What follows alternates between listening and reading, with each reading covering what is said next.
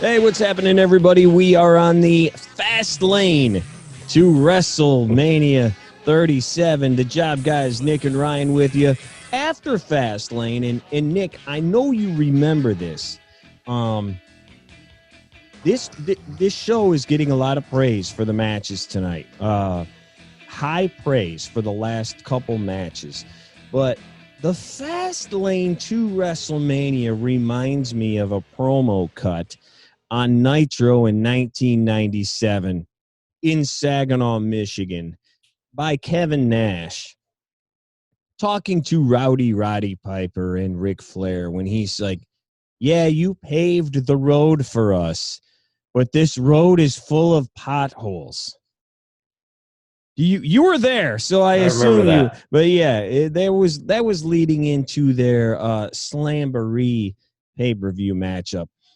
I feel like the fast lane to WrestleMania is full of potholes, man. Oh. I know this is getting praise for the work, and the work was very good in the last couple matches. But there are many things I don't like about coming out the backside. What happened here tonight? And we will get into that, starting with the main event, Nick. Roman Reigns retains, beating Daniel Bryan. All sorts of stuff happened in this match. Edge was on the outside for about 20 minutes. He did absolutely nothing. The referee gets knocked out, so Edge then gets in there. Edge starts counting falls. Bryan accidentally hits him with a chair. Edge gets mad. Yes Lock gets put on Roman. Roman taps out, but there's no ref to see it. Edge gets up and then drills Bryan with a couple chair shots, including one live round to the back of his head, the first one. Anyway, that happens. Edge leaves. New ref comes in. 1, 2, 3. Roman wins. Your thoughts on the match? Very well worked match, Nick. But the entire picture, this whole feud building to Mania, it's more about Bryan against Edge. Yes. Roman's just kind of there, man. And the guy with the belt is in the background. I don't know how this happened. And I'm with you. And again, I agree. I just can't. You know, Aaron, I'd like to hear when someone said, where's a pay-per-view where the matches were all worked bad? Right. In the past 5 or 6, 7 years. I mean, why do we keep saying this over and over again? This is like if a new Marvel movie comes out and someone says, oh, the CGI was really good. It's 2021. The CGI should be freaking good. It shouldn't be Jurassic Park from 1995, right? King Kong. Yeah. From 38. I mean, so video games, the graphics are really good. Well, we're on the PlayStation 5 now. I hope so. Right. You know, the matches were good. Yeah, I liked how this one went in. Bryan was kind of messing with him, trying to lock him in holds. I thought it was really good. But again, I think they made Roman look worse. I think they continuously made this about Daniel Bryan versus Edge. That's kind of the way you left. The Edge and now Bryan have something unresolved. Are they going to have a match on SmackDown to see who goes to WrestleMania? Like, is Edge going to have to put up his Royal Rumble number versus Bryan before we go to maybe pop ratings on SmackDown? Right. Or are we getting Daniel the Bryan thrown into the match in a triple threat match? And how you get there, I'm not sure, but that's obviously where they're going. I mean, because Edge hits him with the chair over and over, thus apparently turning heel, and he's kind of been acting like a heel on SmackDown anyway. And he said something, this is my time, this is my shot, or whatever he said. The quote was something like that. Like, you're trying to steal my shine here. I won the Rumble, I'm the dude. Yeah, I think that's exactly where we're going. How they get him in the match, I don't know.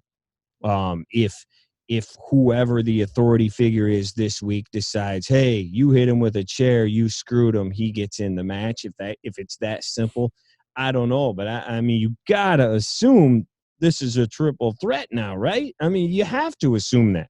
You have to. And I text you earlier in the night. I was hoping Jimmy Uso was coming back tonight.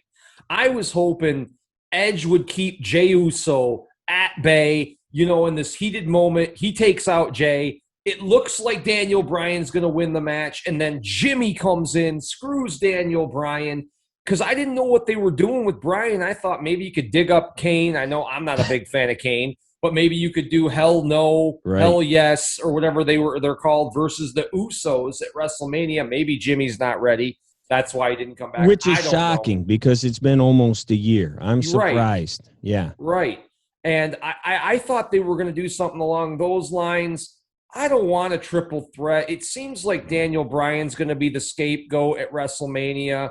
Roman's probably going to pin Bryan to keep Edge's momentum rolling. Or do one of those two pin each other to keep Roman. They do another Bobby Lashley, get the belt off Roman without Roman actually losing. Yeah, any way you look at it, it doesn't have WrestleMania written down the name on it, though. The way the finish is going, No. Like I don't want to watch Paul Orndorff, Andre the Giant, and Hulk Hogan in a triple threat. I didn't even. We wanted to see Roman and The Rock. We had to settle for Roman versus Edge, which I was kind of coming to grip with. And right. Okay, we haven't seen this match yet. I want to see Edge get as many matches versus quality guys. Sure. Your AJs, your Seths. Dudes we've never seen. Yeah. And kind of bummed this is going to probably be a triple threat. Maybe it's just, I don't know, maybe the Rumble, they'll make Edge defend his Rumble spot. Right. On SmackDown. I don't know. Well, dude, we'll get to this, but this match, the Sasha Bianca match and the Lashley Drew match are the three matches that people assume two of the three are going to close the two shows at Mania. Are any of these looking hot right now? No. Any of them? Not one. The girls match could not be less hot. Oh, my God. Who wants to see a triple threat between these guys? And then we will get to Drew, but Drew was supposed to be the face of this company, and everywhere I look and everything I read, people want Lashley to come out of there now. They are in trouble right now. They are in big trouble. All three of their top matches for WrestleMania are not looking like they should be looking just a few weeks out. You talked about Roman. I do think it made him look bad.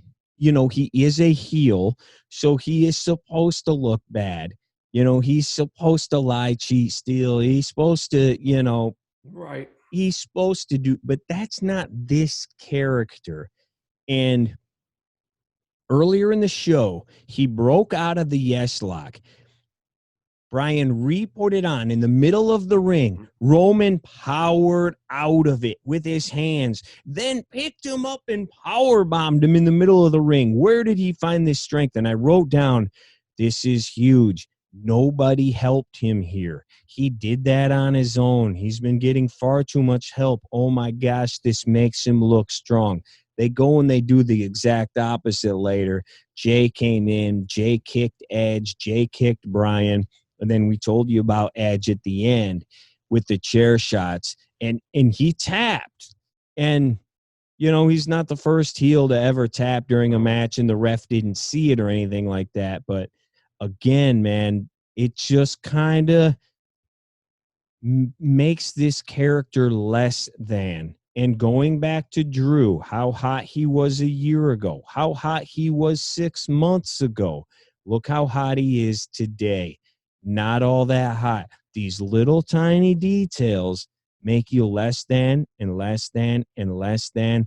And 2 or 3 of them, you're okay. You take 30 of them and add them together, you got a big problem. And I don't know how long they can go if they keep making these little detail mistakes with Roman.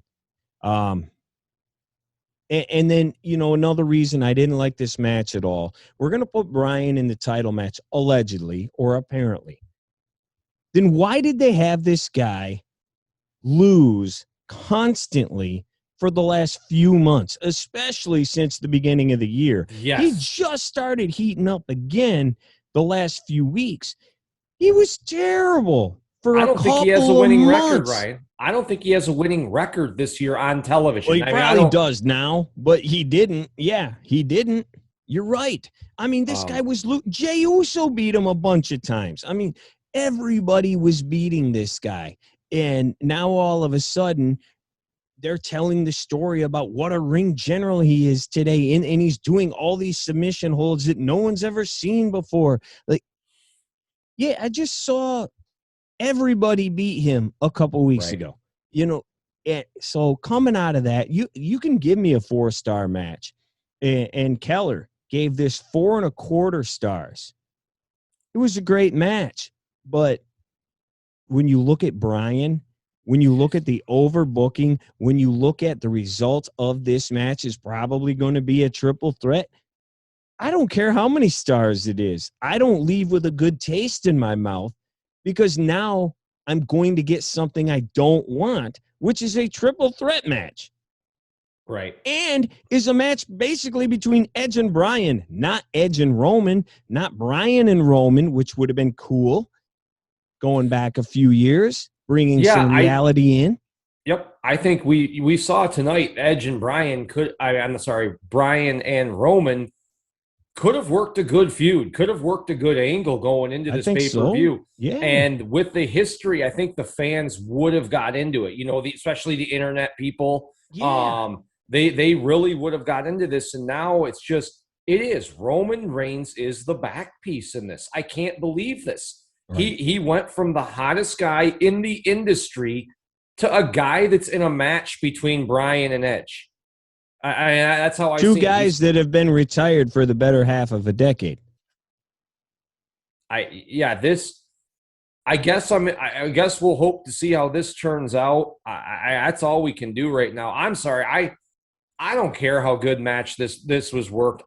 This whole pay-per-view really was not needed. Absolutely not. I don't know. I don't know who left this pay-per-view looking better, you know, or like making their Mania match look better. And I'll even go into this more when we get talking about Apollo and Big E, Sasha and Bianca. I don't think this pay-per-view really helped that many people. Right. Well, and I'll tell you why it was needed, and it's assumed that it was needed for Peacock. To make sure, hey, we got our everything right.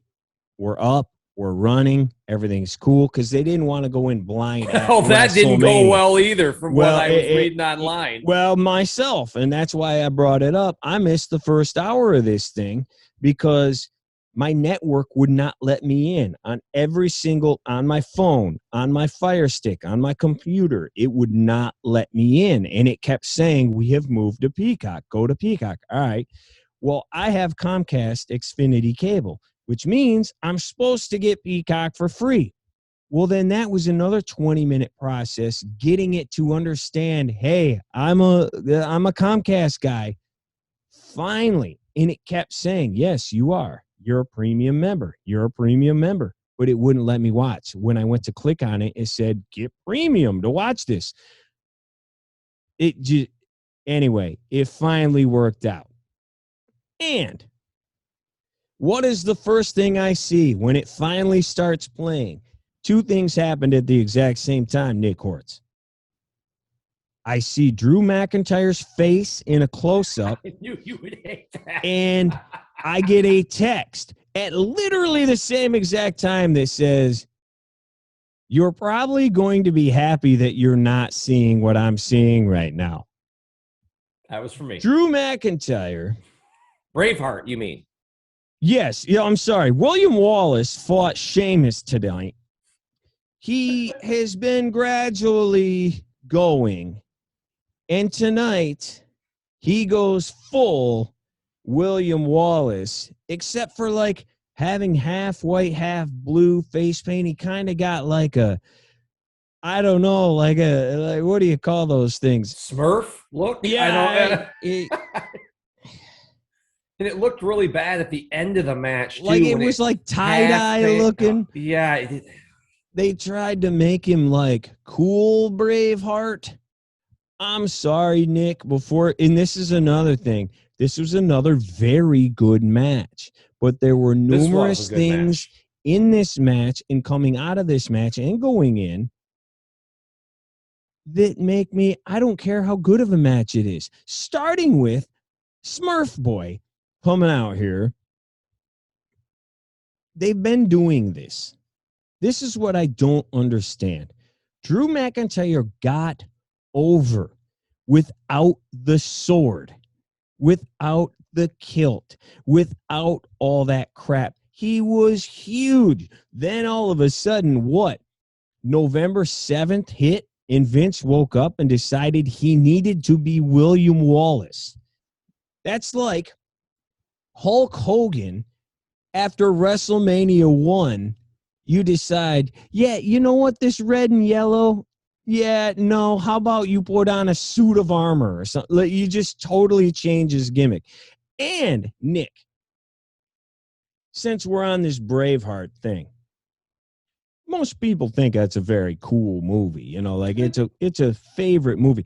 But do you know what year Braveheart came out? 95, I would guess. 1995. Do you know what year it is today? I would say about 26 years later. 26 years ago. So once again, let's go back to Hulk Hogan. 1984, right? He beats the Iron Sheik. First of the year, 1984. How about you rewind 26 years from 1984? What year do you get to? You're in 2010 there? No, rewind from 19. So take 1984 and go backwards. So 20 years earlier, 64. 6 years back, 1958. Do you know what movie was big in 1958, Nick? I don't know. Casablanca? South Pacific. No, okay. Casablanca's even older. South Pacific. So that's like Hulk Hogan coming out dressed as Tugboat in a sailor outfit and going, look at him. He's a sailor. That's Vince. That's Vince, man. I mean, it is his gimmick. He could not have taken much more of a dive unless they had him lose more. This guy, I don't know how he's winning at WrestleMania. I don't know how they can't say. I don't want to see him anymore, Nick. I don't either, man. I'm done with it. And I don't hate the guy. Me and you were cheering for this guy years ago. Saying that this guy, I should be. This guy, I see what Vince is saying. This should be the guy. And they put it on him. Sorry for COVID. It sucked, but it was still, he got the belt, you know. And now you're not going to rekindle last year. It's not going to happen. Drew and this guy. Not looking like he's looking. No. After having lost too. We've seen what we can see with Drew. And by God, this guy has been a workhorse for the last year plus. I'm with you. I think if he loses to Bobby at WrestleMania, I wouldn't mind Drew taking 2-3 months off and just maybe I'm not saying a complete reboot of the character, but drop the sword, drop the face paint, drop the kilt, go back to the cool black jacket or whatever you had on, you know, and be the cool, smooth-looking, talking guy that you were for the first half of 2020. Even the kilt's fine. Okay, he's Scottish, whatever. He's wearing a kilt. And I think he said something halfway cool the other day when he's like, I got myself some new drawers or I didn't have to buy drawers. He made some kind of comment about like, I didn't have to buy drawers or something because I'm Scottish. Like, I'm like, all right, that's good. The second he comes out looking like Zelda and putting that sword into the ground and all, it ruins it. I think King Arthur, every time I see that. You immediately turn into a dork. Yeah. You went from coolest guy in school to dork. Sword in the Stone, that cartoon we grew up with. I see it every time, man. Every time. And now he's wearing this stupid face paint.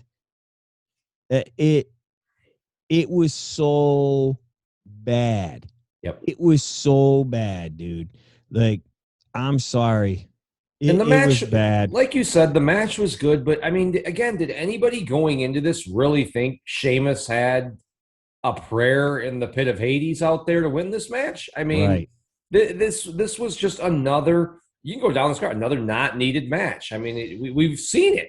Well, not only have we seen it, Nick, we've seen it 4 or 5 times now. And on top of that, what's at stake here? There's nothing at stake. That's why I thought maybe Sheamus could win, because they just started Raw Monday out of the blue and go, hey, Roman's fighting Lashley. Oh, but this Sunday he's fighting Sheamus. So watch that for the 30th time. Like, there was no stakes here. What was the point of this match? They were once if he friends. lost, did he lose his title shot? No, they didn't say that. No, because he didn't. There was no reason to watch this other than they're fighting again, and they've had some other decent matches. And yes, they're both great workers. This was a well-worked match. It was an entertaining match. Had I seen this match the first time they fought, I would have been like, oh, dang. But it's the 5th time, and Drew looks like freaking Papa Smurf. I don't care. I just couldn't get over it. And I didn't care going in, because what do I care? Okay, Drew loses. If Drew loses, what do I care?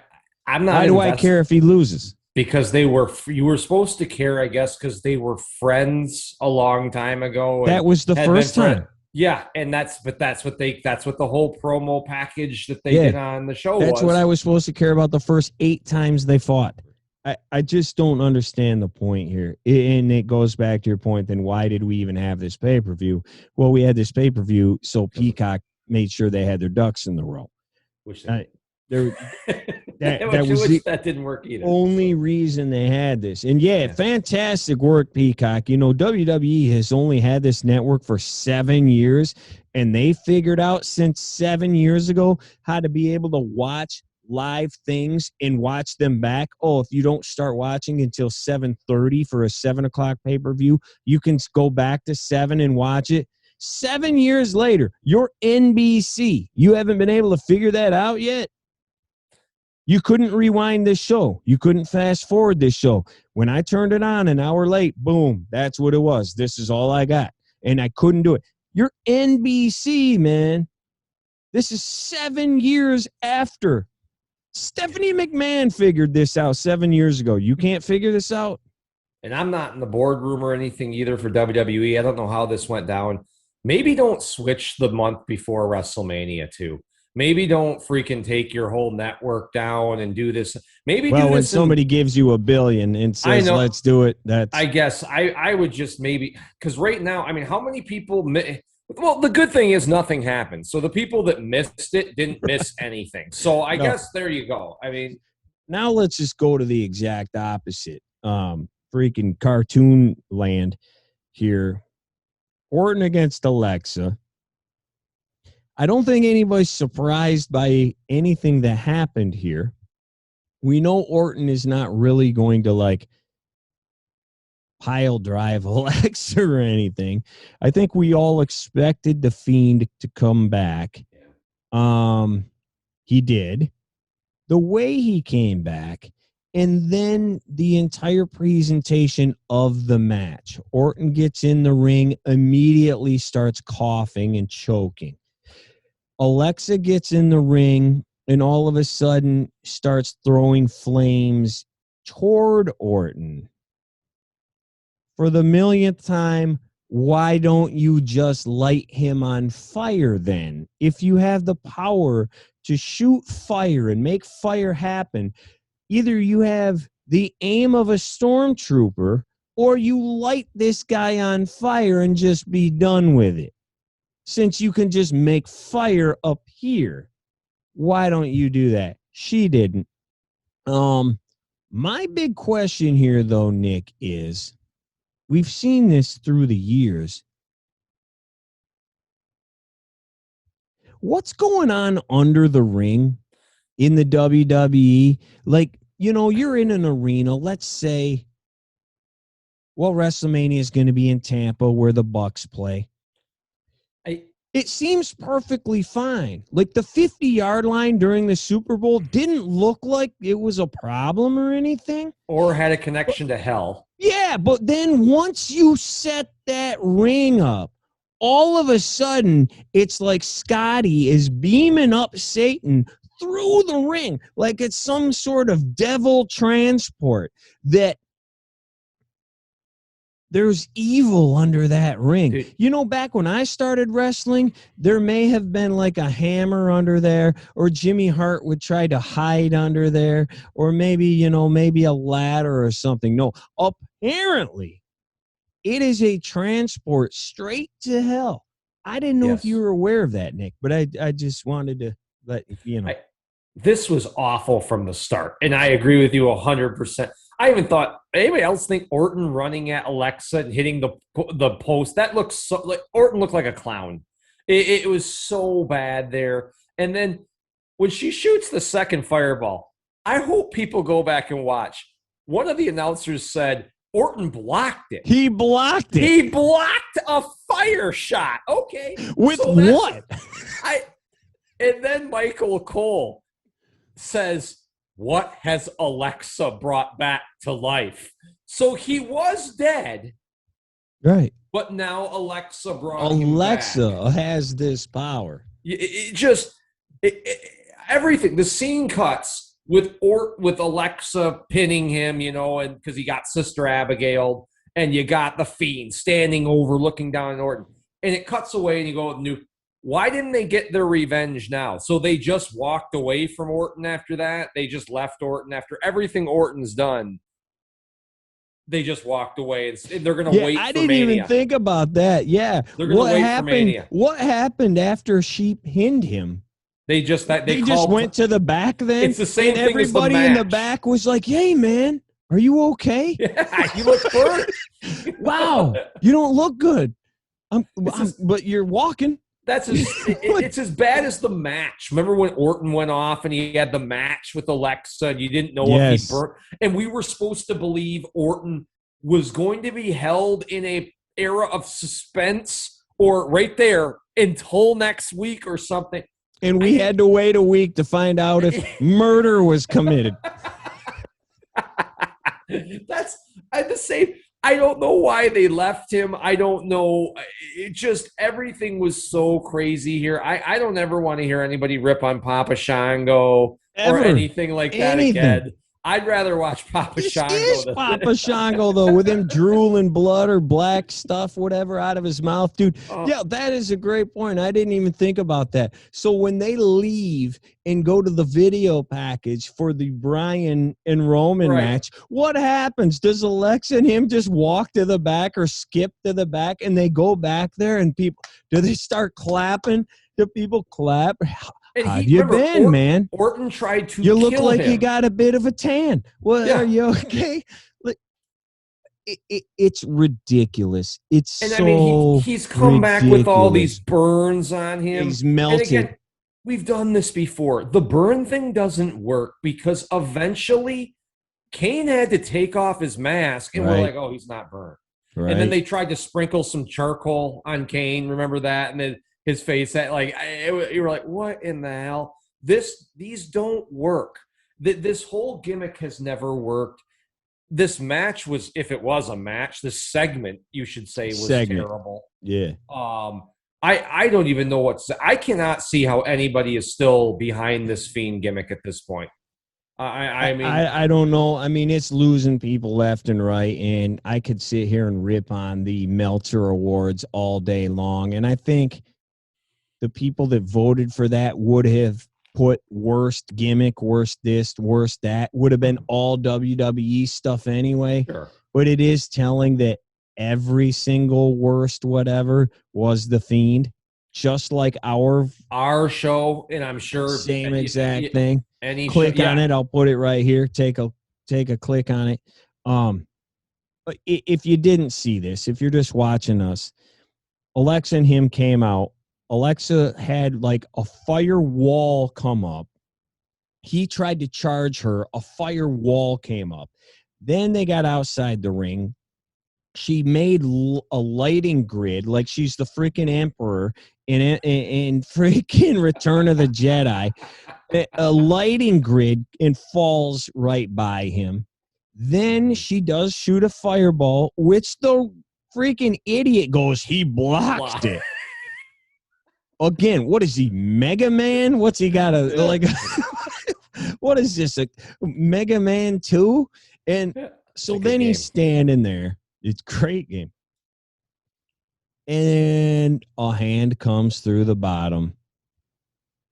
Fire shoots out from under the ring. As always, apparently, I don't know what's going on. Apparently, that's the monsters in your closet when you're 4. Was he coming from hell? Is that? I mean, I'm not trying to be funny. Was that right hell? Under the ring? Yeah, that's like normally he's emerging. Hell. Where they emerged. They brought him. Alexa brought him back because he was dead.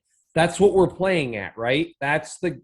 I mean, I'm not trying to be funny here. No, that's the story. No, I and this is the same thing as Drew's face paint and whatever. I can't even get that deep with it because this is like the 40th time that I've seen someone come from under the ring and apparently it's supposed to be hell. No, they built that ring an hour ago. I'm pretty sure there's like a water bottle in a ladder under there and like a wrench. I'm gonna send you right to the beneath the WWE ring. Yeah. You can go straight. Hey, you know what you can do, Hortz? I don't like what you just said. You can go under the ring. Yes, people are gonna start saying that now. Yeah. That's hell. Nobody That's can where you go. I'm not telling anybody to go to hell ever again. You can go under the ring, pal. You can go to the ring. Yeah. I'm done with you. You and your mama can go under the ring. Oh, God. So, yeah, he comes in like, it's hell. Fire shoots in. And the best part was, dude, I couldn't believe I saw this more than once. I saw it a ton with the burned mask and melted and everything, dude. People were putting up pictures of Pizza the Hut from Spaceballs. It was perfect. And it's true. And it was true. How many pay-per-views are people going to job this guy before they pull this guy? Like it seems like we're not the only ones. It seems like after every match, more and more. It's more and more. You know what? And I got 2 more things to say, but I'm going to jump to the last one because of what you just said.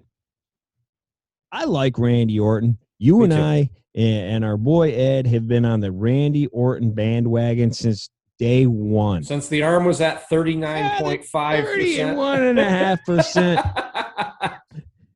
I should be back soon. Yes. Everybody talks about how smart this guy is. He's the best worker. He's so smooth. He knows what he's doing. He's a 3rd generation dude. Da-da-da-da-da. Now, maybe he's just a good soldier. I don't know. I'm not, because I don't know, so I'm just speaking out loud here. If he's that smart, why does he keep doing these angles with Bray Wyatt? Because, we saw this at WrestleMania 33 when he had that idiotic angle in Sister Abigail, and he burned down his little tool shed, and they had the worms and maggots and flies projecting on the ring apron while they were fighting. He was scared of them, wasn't he? He was scared, and now here we are 4 years later, and we are doing all of this again. And again, maybe he's just a good soldier. He's doing what they pay him good money to do. He doesn't care. It's not real. Hey, man, they're paying me either way, so I'm going to do it. Right. But, man, at some point I'd be like, guys, this is not just making me look dumb. It's making everybody look dumb. And I think he has the cachet to do that. I do, too. You would think. There are some people still out there that are comic book and superhero and horror movie nerds, and they love this. They think it's great. There are some. That number's getting smaller every day. Here's the other thing that was terrible about it. The announcers, they did we're not going to talk thing, which they do all the time now. And the first time they ever did it was 1995, after Shawn Michaels had legitimately been beaten up in Syracuse, New York. And it became real life news. and I believe he was fighting Owen Hart. Yes. And he just collapsed. I think he took a kick to the head or something. Took a kick Owen. to the head, and he just collapsed and didn't move. And they sold it as if it were real. And I bought it. And to do that, they just didn't talk. And they're like, wow, this is groundbreaking. We've never done this before. Da, da, da. Well, now they do it all the time. But now today, after some girl who was supposed to be some little hot girl a year ago now has the ability to shoot fire and force grab lighting grids out of the ceiling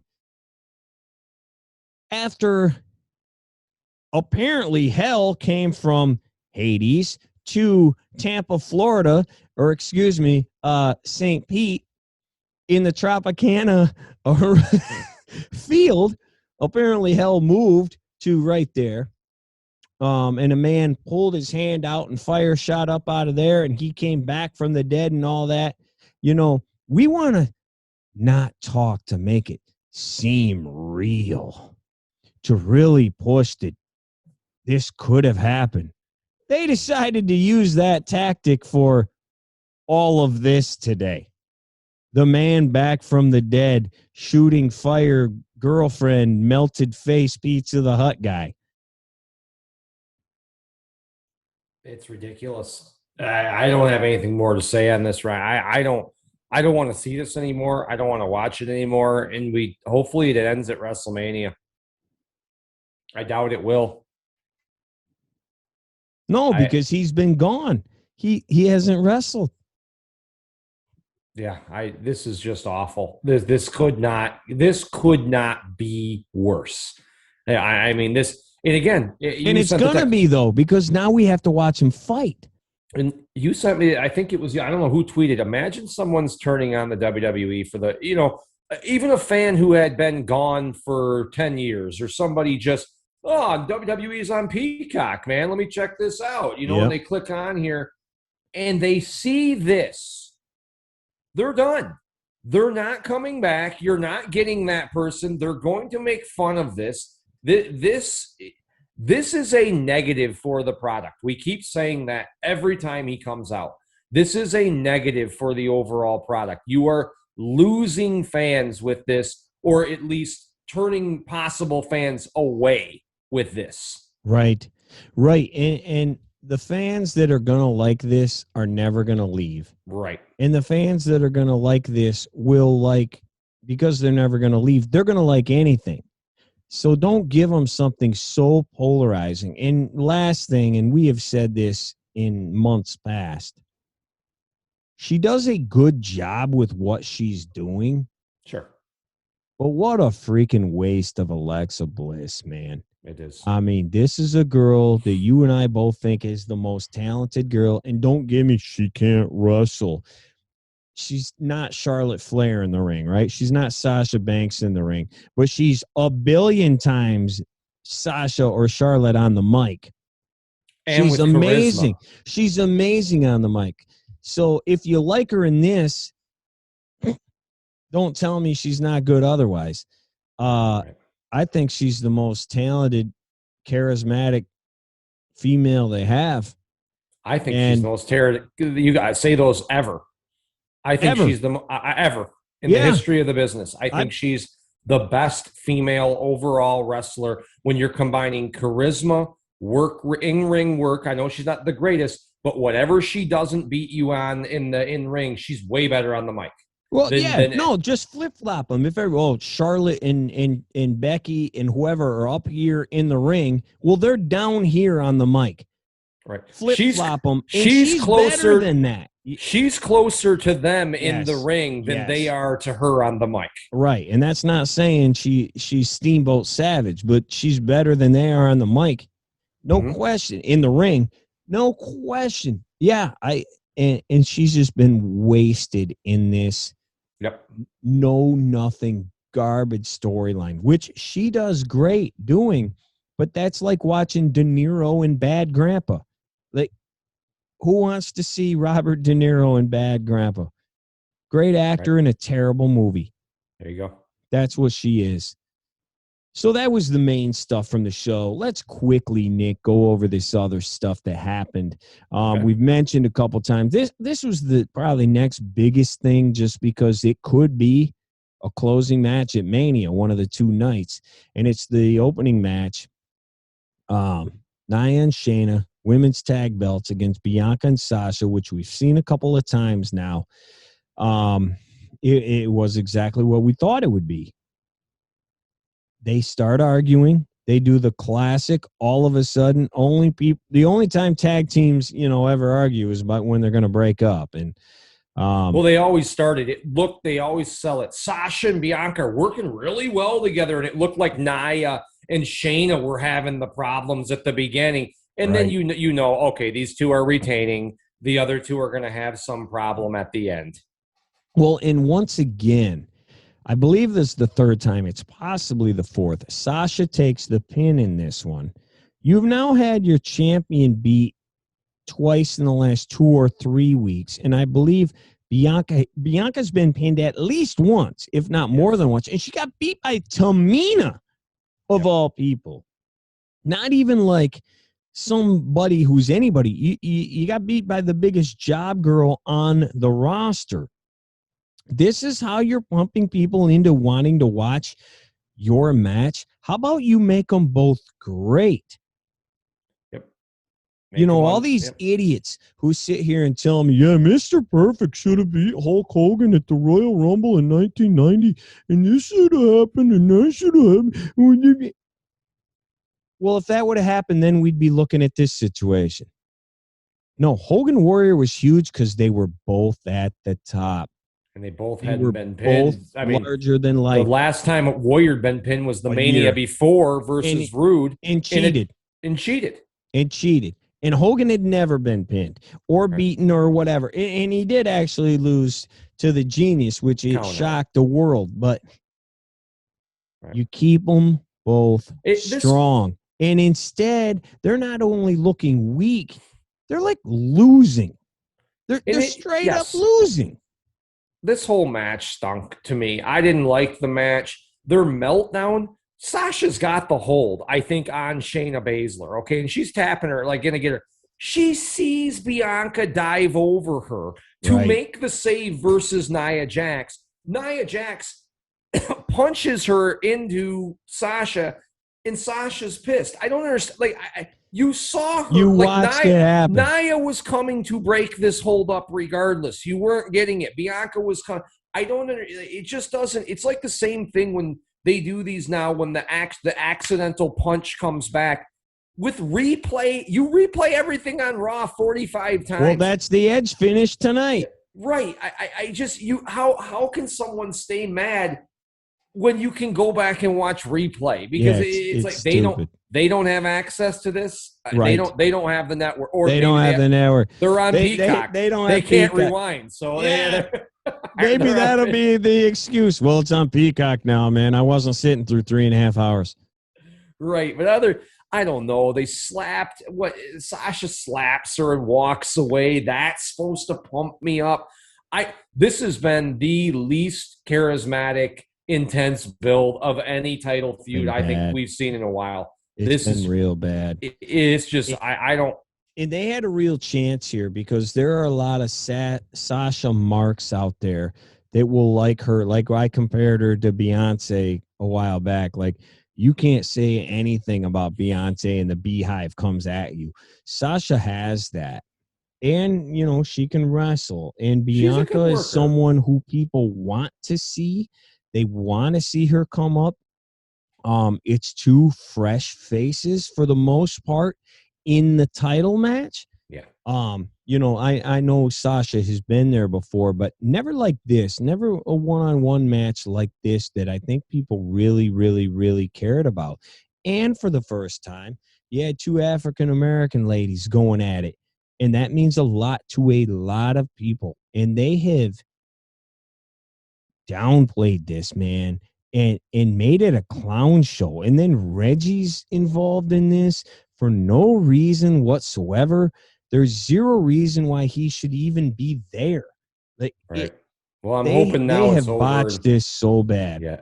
I hope the next 3 weeks they just really get down to the two. I don't know how they could salvage this, but I hope they try in the next 3 weeks. Get Reggie out of there, just on the two of them. I don't know what they could do to save this though. It's just a lackluster match that I don't care about now. It's not even going to be exciting to watch Bianca win the belt because I don't care if she wins. if she wins. I mean, the way they've been doing crap, who knows if she's gonna? And yeah, and you know me, man. I've been on Bianca since the second she got called up. I think there's a good future there, and they're just this isn't good, man. So let's go to Big E against Apollo Crews. I'm going to say the same thing, Nick, and this is all I'm going to say. Same thing as Sheamus and Drew McIntyre. They fought 1,000 times. You can give Apollo the Prince of Nigeria gimmick and give him an accent. It's still Apollo Crews, and I don't care. I don't care. I've seen them fight 1,000 times and Big already. E's won every time. Yeah. And he wins again here. Botched finish. Something happened there where his shoulders weren't down and the ref got confused or something it and looked quit weird, counting. Big E couldn't get the bridge off correctly or something because they did not replay that finish. Yeah. I went back and watched it again, and they just, even the announcers seemed a little confused. But I don't know, Ryan, you mentioned it right off the bat with the African kind of Nigerian gimmick, a warlord gimmick. I don't know what he is. That too. He just shows up one day and I'll give him this. He's doing the best with this gimmick that he possibly could. I actually think had they taken him off TV for like 2, 3, 4, 5, 6 months or something like that, and then brought him back with this gimmick, it would have went over much better. They kept him off TV for 20 minutes. Yes. He was like, as he's picking up the stairs to drop them on Big E, he's like from Africa now. I mean, like, I don't get, like, why could he just like that? I'm supposed to believe he's an African prince. Like, no, I don't. I don't. Had he embarrassed him, had Big E done this and beat him and told him about the catering, and then he left for 2 or 3 months and went and found himself and came back with this story that totally different. I looked it up, man. I am the descendant of royal blood, and I did all the studying. I traveled back to Africa. I met with my ancestors, and I have got this new training. I don't know what the heck they'd say, but that's something. Totally different. I mean, this is basically freaking Akeem. Yes. Just he's the one-man gang on Tuesday, and on Wednesday, he's Akeem the African Dream. Yep. And that, again, I'm not looking forward to this match again because even don't care.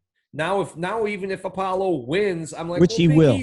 Big E still beat this guy like 6 times. Or I don't know. I'm exaggerating, but at least a few times. Oh, it's at least 4 or 5. I mean, because they were fighting. This has been happening before Apollo like 2 turned. Months. Yeah, before he turned, they were fighting.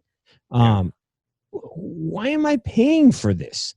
I've already seen it. Like, I just. Yeah, so then. Yeah, you nailed it, dude. But I love the night when he said, "Why everyone asks why I'm talking with this accent?" Well, I've always had this accent. I've just covered it up. Really, no one knew that. Like, no one knew that, huh? Well, okay, then Ryan, then go. They made me cover this up in the back. They told me I would sell more tickets if I didn't do it this way. Yeah. No longer am I going to be their pawn. Yeah. No longer am I, do something. Turns out I sold 0 tickets either way. Yeah, hey, I just decided that I'm going to have an African accent now. All right. It's dumb. It's so bad. It was like, did someone see Coming to America 2 and go, yeah, we got to do this. Strowman fights Elias. It was supposed to be Shane. Shane apparently was injured in training, which, that means he's just fighting at Mania, which I thought that's where the match was going to be anyway. This whole thing has been a disaster from the word go. Strowman couldn't be worse, and then you put him with Shane McMahon, and you immediately take back that statement that Strowman couldn't be worse. This is just this is why people say the things they say about WWE on the internet. You know, it Strowman against Shane McMahon, just that in general, broad scope. That's why people say what they say about this company. Marco's stunt could probably take Shane McMahon. That's where the legitimacy starts. I mean, and you're killing Braun Strowman with this guy. He's dead. I mean, yeah. He's been dead. But. And I said I wrote this down. The only reason I wanted to see this match at Fastlane because I don't want to see it at WrestleMania. That was the only reason. I was like, cool, we get to see this tonight. We get maybe Braun will get put in a real match at WrestleMania or something. Nope. We're getting this match at WrestleMania, and it's going to be awful. And it's going to make Braun's out there fighting our dad. No, Braun's out there fighting a guy who wants to be cool, and his whole purpose of being there is so he can fly off something or get thrown off something by Braun. But Shane's got to be in his 50s now, He's right? 50. Fighting Braun, who's maybe, 30? And a monster? Around, yeah. And a monster in 6'7", 325. Yeah. And he's gonna go, and he's already went bell. And he's gonna go 25. Hell in a Cell with Taker. Yeah. Now he's gonna go with this guy. You make these guys look so bad. Like I can get over Shane and the Miz. Like the Miz is. I mean, I don't like Shane. I don't want to watch Shane. I think it hurts anytime he fights a superstar. But Shane fighting the Miz at WrestleMania is a little bit more believable. Even AJ. Because he's a smaller guy, but I still don't want to see these monsters. How does he last versus Braun? We're going back 20 years here, and this was a great match, actually. But, dude, he went like 20-some minutes with Kurt Angle. Right. A legit greatest wrestler on earth. And he went 20 minutes with him. He's went in Hell in a Cell with Taker. He's done everything. He's fought Austin. He's done everything. It's just ridiculous. You make the other guy look bad, right? I don't know what to say. Especially now that he's 50. And this match was pointless. Strowman just squashed Elias. Right. How far has Elias fallen? He is. I actually think the guy has stars.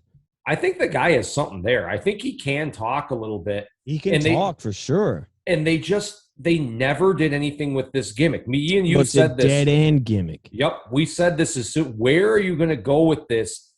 And you see, he's a C guy. He beats jobbers, but he can't beat anybody who's mid-card or higher. For 3 years, literally all he did was start singing a song. He got halfway through the first verse and got interrupted.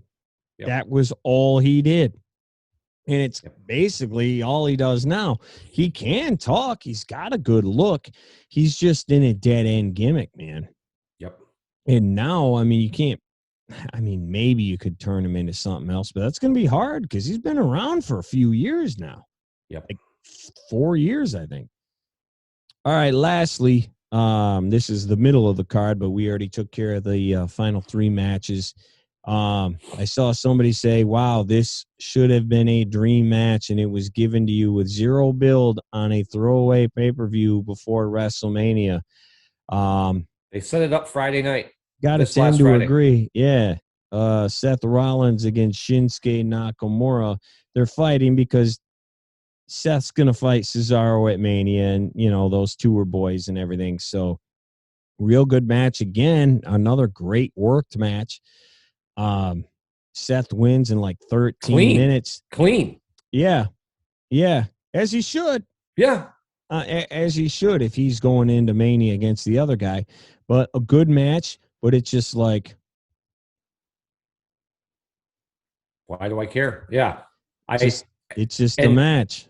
And again, I thought he was going to maybe, if Shinsuke was out there for Cesaro, I thought maybe Rollins would maybe beat him up a little bit after the match, humiliate him, do something. Yeah. Nope, the match just ends. Come out and or something. Just I'm sending a message to you, buddy. I don't know though. Seth just won clean. How far? Again, I just said this last. Shinsuke, how far is this guy dropped? This is just not. He's a nobody.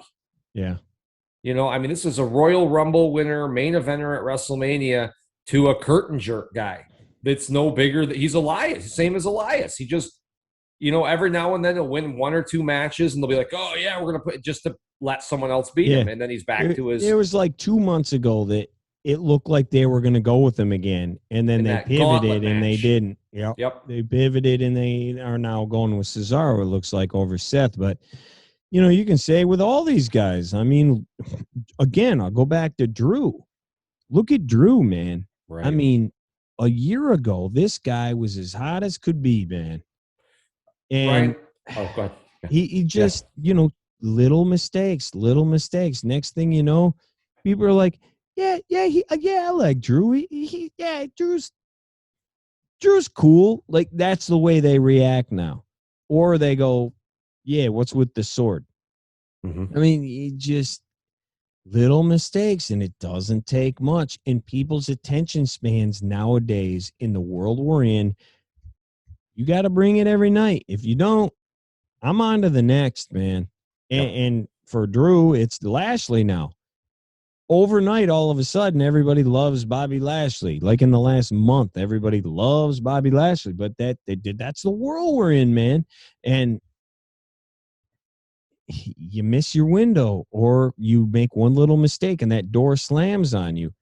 And you can go down Seth Rollins is like that too. How hot was Seth Rollins 2 years ago? And now he's cold as can be. Yep. I agree. Now, I was just going to throw in one more thing. I did watch the pre-show. Retribution broke up. Oh. Yeah, I know. I just want to let everybody know that so everybody can get their hearts ready.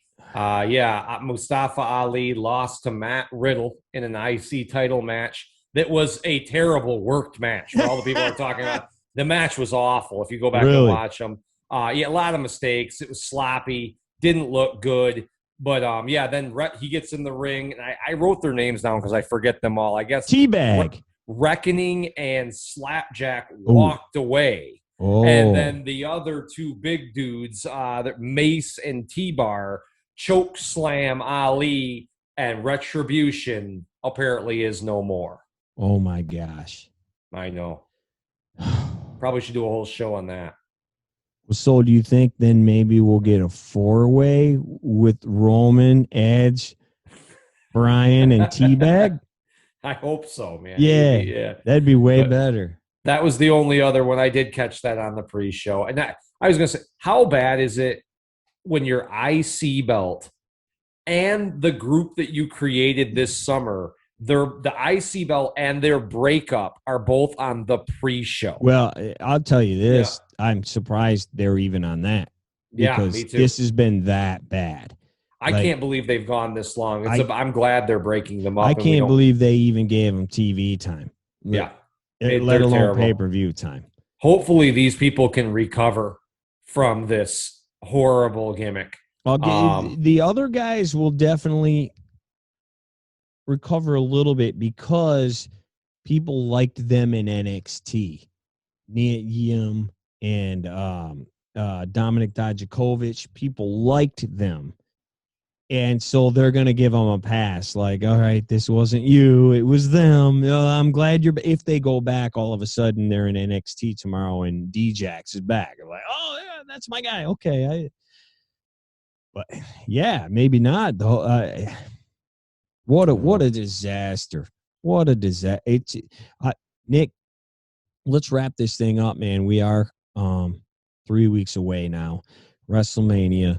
We don't know exactly what's going to happen. We think we're getting a triple threat and da-da-da. But especially, like I mentioned earlier, those top 3 matches, man, they just got no juice really right now. And if they do, the juice is probably opposite what WWE wants, meaning everybody's in Lashley's corner right now. They're going to have 25,000 people there. And 15 to 20 of them might be cheering for Lashley. And then these other matches are just like, huh? AJ and Almas are fighting for the tag belts. All of a sudden, huh? Has Almas even wrestled before? No, this is his in-ring debut. And he gets a tag title match. So why do I care about this guy? There are so many things. It's like, why? I think this is a bad sell for them too, because the intrigue of WrestleMania to me this year, and I'll give it, this is kind of the cool part. We don't know who's winning these big matches. Like we don't know Bobby Lashley or is it McIntyre? Yeah. Who's coming out of that triple threat, or if we just have the Edge or Roman. We don't know. Bianca or Sasha. Wouldn't surprise me if anybody wins. Who's even fighting in the other girl title match? But here's the problem with that, Ryan. That's great for me and you, but does that really draw the occasional fair weather fan? Right. They're not tuning back in and saying, "Oh my God, they're going to give Lashley a shot now." You know, right. They want to get behind the hero or the anti-hero. Right. They want to get behind Hogan, Stone Cold, The Rock. You know, they want to get behind the big name. And who is that? And who is that? No. They don't have one. And that's why our best prayer in this situation for wrestling today is good angles. And I'm not saying these guys are not, because these guys are some of the greatest performers we've ever seen in the industry. But as far as larger than life characters, and I love, you know me and you, I love Roman. I like Drew McIntyre a lot. I really like Bobby Lashley. But these guys, those three, are not even remotely on the scale as you don't have a John Cena even. No. A guy that, you know, you don't have that big name. I think it'll be a great WrestleMania for wrestling fans that like wrestling matches. For those of us that like good angles, well drawn out stories, want a connection to the wrestler, connection to the character, larger than life.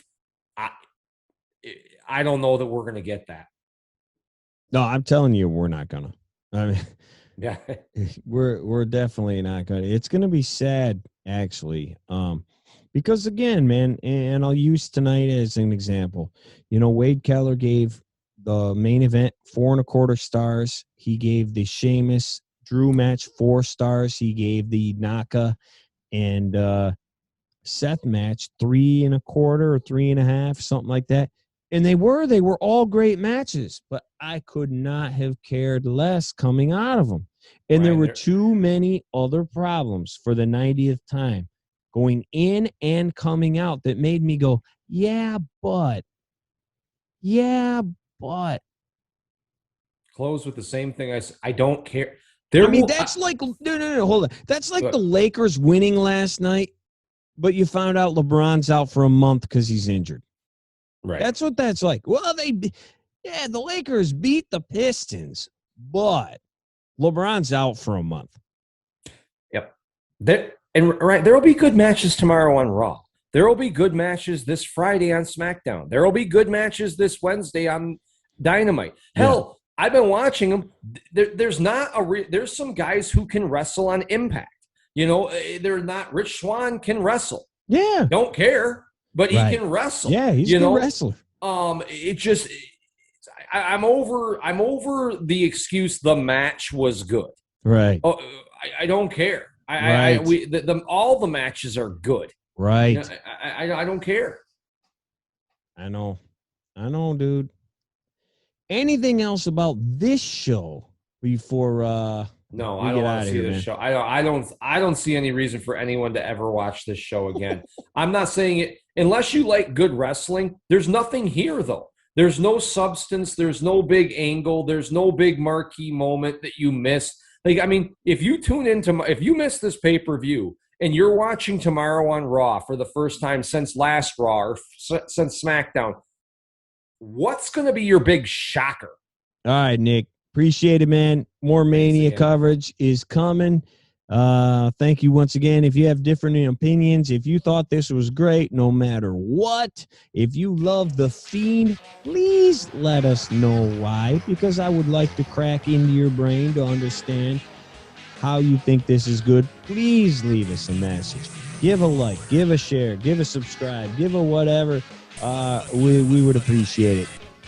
Thanks, everybody. Pleasure's all yours, Bucky boys.